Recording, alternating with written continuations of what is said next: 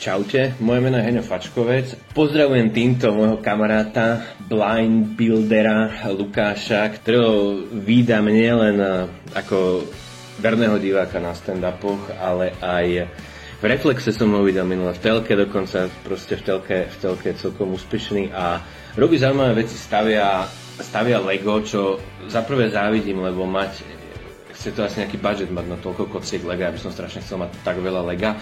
Vždy sa mi to páčilo.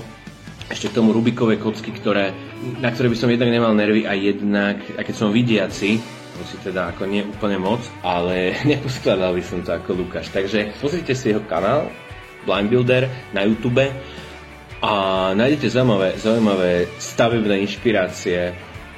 Aspoň niečo sa na Slovensku vo veľkom stavia, takže vďaka Lukášovi. Verím, že to nedopadne ako váhostav.